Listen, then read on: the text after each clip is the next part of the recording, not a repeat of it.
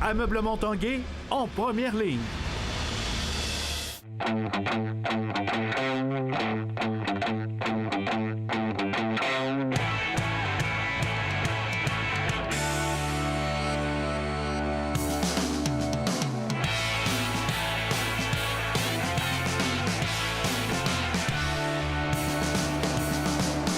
À tous, un bon début de semaine. Bienvenue à l'Esprit sportif. Dans notre émission aujourd'hui, on parlera de différents événements de la fin de semaine, dont le marathon SSQ entièrement Québec. Mais d'abord, on parle de ski acrobatique. 8 mois après avoir participé aux Jeux olympiques de Pyeongchang avec un genou blessé, Philippe Marquis remonte sur ses skis au cours d'un camp sur neige qui aura lieu au cours des 2 prochaines semaines à Zermatt.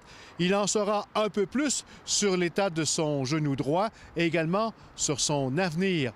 L'Esprit sportif l'a rencontré avant son départ.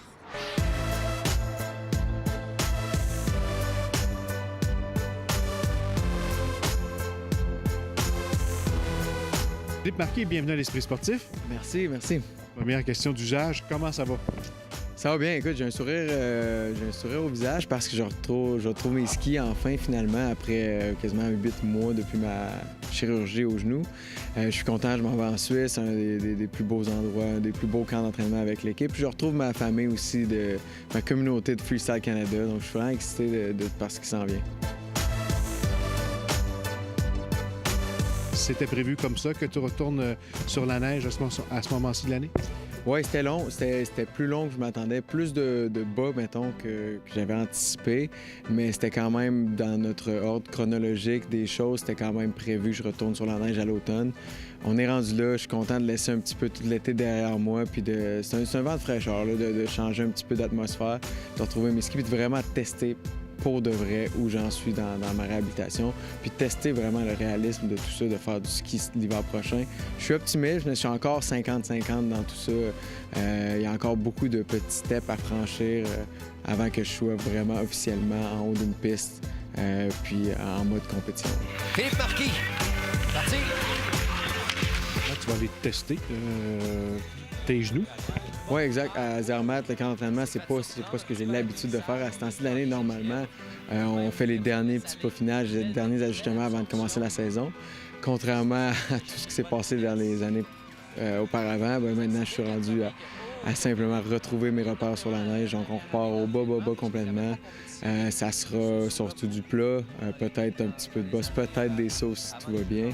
Puis en novembre-décembre, je compte continuer à progresser pour être de retour en compétition en janvier.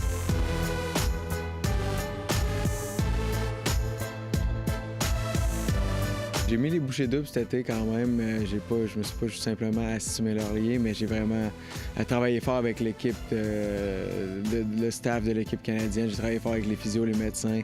J'ai travaillé fort aussi au gym, surtout au gym en fait. J'ai passé des heures innombrables au gym à pousser des poids. Puis maintenant, j'ai fait de la rampe d'eau la semaine passée. Je suis rendu à la table de faire du ski. Non, franchement, je suis vraiment content d'être rendu là.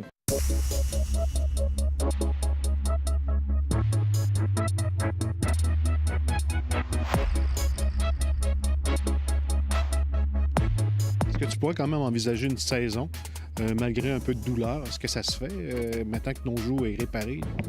Oui, je pense qu'il n'y a pas de problème au niveau du ligament. Je pense que la solidité de mon genou est là. C'est juste que je repars à zéro au niveau de ma confiance. Toutes les activités que je réintègre dans mon quotidien, c'est du nouveau, c'est différent, c'est de vivre un peu avec cette crainte-là. Évidemment, j'ai toujours le souvenir de ce qui s'est passé en janvier passé quand je me suis blessé. C'est un peu la même chose pour toutes les blessures, c'est de reprendre, mais progressivement, pas aller trop vite. Puis au bout de la ligne, c'est sûr que je suis un peu en mode accéléré parce que le temps commence à presser étant donné que l'hiver s'en vient. Mais le processus de guérison se continue tranquillement quand même, puis il n'y a pas de miracle à faire comme on pense souvent avec les athlètes. Il n'y a pas de miracle, il n'y aura pas d'injection ou de massage miraculeux qui va se faire. C'est juste de réintégrer ça puis de reprendre ma confiance. Puis ça commence avec Zermatt, là, je pars tantôt, donc je suis très fébrile. Est-ce qu'il y a une date limite, un deadline pour toi? Pas vraiment, honnêtement. J'y vais au jour par jour. sais, évidemment, une fois que les Coupes du monde vont vraiment repartir à fond de train au début du mois de janvier, puis c'est les dernières Coupes du monde pour me qualifier pour les championnats du monde. C'est un peu pour ça que j'essaie de revenir aussi dans les championnats du monde qui auront lieu dans la piste où je me suis blessé. Donc, c'est un peu une revanche. Je le cacherai pas, c'est un peu une revanche que je veux avoir dans cette piste-là. Mais je ne laisserai pas, je veux dire, mon corps tomber en miettes si je suis pas prêt. Je vais prendre des décisions aussi qui ne mettront pas non plus ma vie en danger. Là, je veux avoir un beau futur rempli de sport, rempli d'action, rempli de belles activités. Mais je veux terminer sur une bonne note positive. Zermatt sera peut-être la fin. J'espère que non. J'espère que ça sera simplement un tremplin vers encore plus d'entraînement puis un retour pour la compétition cette année. Mais je me lance pas dans un cycle de 4 ans. Il n'y a pas de scoop aujourd'hui. J'aimerais juste terminer sur une note positive. Je suis passionné, j'ai encore le feu sacré. Puis ça me permet de transitionner aussi progressivement puis de passer le flambeau aux prochains jeunes qui vont prendre les places des Marc-Antoine, Philippe, Michael dans les futures années.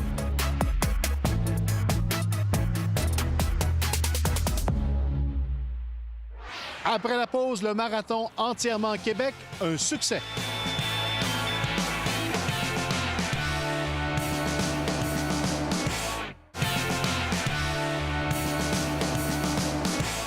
La toute première édition du Marathon SSQ entièrement Québec a été couronnée d'un grand succès malgré le froid. Il y avait beaucoup de chaleur tout au long du parcours, un parcours apprécié par les participants. Le reportage de Stéphane Turcot. Au départ, il faisait froid. Rien de mieux qu'un bon vieux sac de poubelle pour se garder au chaud. Exactement, c'est ça. Mais ils avaient tout de même hâte de fouler le nouveau parcours. Ça va être intéressant de voir la participation des citoyens de la Ville de Québec. On risque de voir un parcours beaucoup plus animé que par les années passées. Déjà sur la 2e avenue à Limoilou, les gens étaient séduits et jonglaient avec plusieurs qualificatifs. Regarde là, le décor avec les arbres, tout, là. C'est vraiment bien. Donc c'est comme plus intime, c'est agréable, ouais, fort agréable. De son balcon, Anne-Sophie encourageait les coureurs. C'est incroyable, c'est le fun de pouvoir encourager les gens comme ça, avec notre café à la main. On vient de l'Ontario! Si elle venait de l'Ontario, les 9000 coureurs inscrits provenaient d'une vingtaine de pays. Scotland, Écosse, Mexico! Mexico! S'ils sont plus de 1500 coureurs à prendre part à l'épreuve du 42 km, un record, il faut savoir que ça prend encore plus de bénévoles. Ils sont pas moins de 2000 comme Cathy qui remet ici de l'eau au ravitaillement. Hop! Voilà! Merci! On est là pour les encourager à notre façon. De la musique aussi pour motiver les coureurs. C'est pas pour rien qu'il y en a qui se promènent avec des écouteurs dans les oreilles. C'est que ça entraîne, ça stimule. Ah, salut! Une véritable histoire d'amour entre les coureurs et les parents et amis qui longe le parcours. Ah, je suis touchée. Il va perdre quelques secondes de sa course, mais toute mon admiration. Quel amoureux! Ah, c'est ça. À l'arrivée, le soleil est venu réchauffer tout le monde et ajouter au bonheur, comme celui de franchir le fil d'arrivée avec son petit bonhomme. C'est quoi les premières choses qui te viennent en tête là, pour résumer ce qui s'est passé jusqu'à maintenant? Bien, en tout cas, moi, je me tiens dans le fil d'arrivée là, depuis les tout premiers. Puis tous les gens qui me connaissent et qui viennent vers moi, la première chose qu'ils me disent, c'est « Chantal, ta carte postale, tu l'as ». Ça a été vraiment super beau, super beau. Il y a plein de monde qui m'ont dit, le Luc Richer de Motivation Jeunesse m'a dit c'est le plus beau parcours de course que j'ai jamais fait. Oui, la montée était pas facile, mais on le savait tous, mais c'est ce que j'entends, que c'était beau, que c'était bucolique. Très bien organisé, les gens me disent, je sais pas. On n'est pas au bilan encore. Il est difficile, il manque beaucoup, là, mais vraiment, c'est tellement beau, là. C'est vraiment plaisant. C'est impressionnant là, de voir les gens, comment est-ce qu'ils sont accueillants, là. Tu disais que c'était tough, hein, aussi. Ils disent que c'est difficile. Oui, ils disent que c'est difficile, mais écoutez, c'est la beauté de la ville de Québec, c'est que c'est pas une ville plate à tous les niveaux. Alors, c'est certain qu'il y a des petites côtes, puis des faux plats, puis c'est certain que c'est pas platonique, là. De passer dans tous les quartiers, là, c'était vraiment magnifique. Puis, dans le fond, ça nous permet de vraiment faire un marathon de carte postale au Québec. Ça vaut vraiment la peine. Une carte postale et une médaille au cou pour chacun ayant réussi à dépasser ses limites. Stéphane Turcot, TVA Sport, à Québec.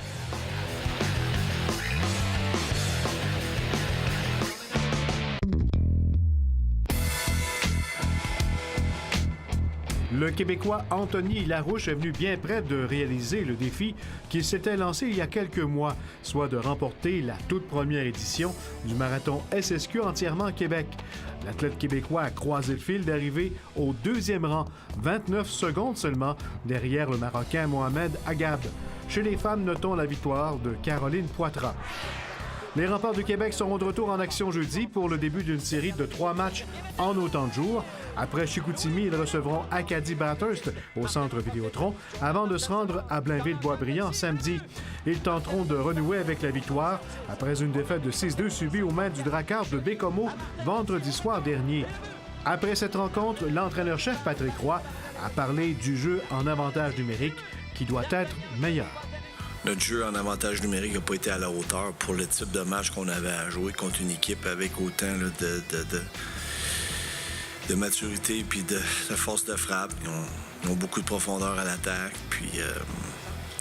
Alors, il aurait fallu que notre jeu en avantage numérique soit de loin supérieur si on voulait avoir une chance là, peut-être de gagner ce match-là.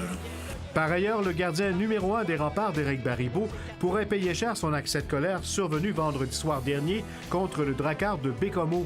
L'homme masqué numéro 30 s'est blessé à la main en assénant un coup de poing au mur du couloir menant vers le vestiaire afin d'évacuer sa frustration après que son entraîneur Patrick Roy l'ait retiré du filet.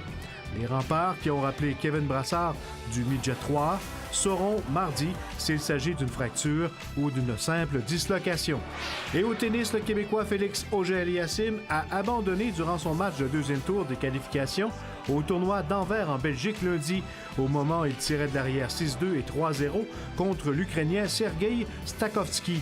La 4e tête de série de l'étape pré-tournoi n'avait visiblement plus d'énergie après avoir remporté un événement du circuit Challenger en Ouzbékistan dimanche. Et en terminant, laissez-moi vous rappeler que vous pouvez revoir toutes nos émissions en vous rendant sur le site Facebook de l'Esprit sportif et également sur le site de tva.ca en rattrapage. Voilà, c'est tout pour aujourd'hui. À demain. Bye-bye.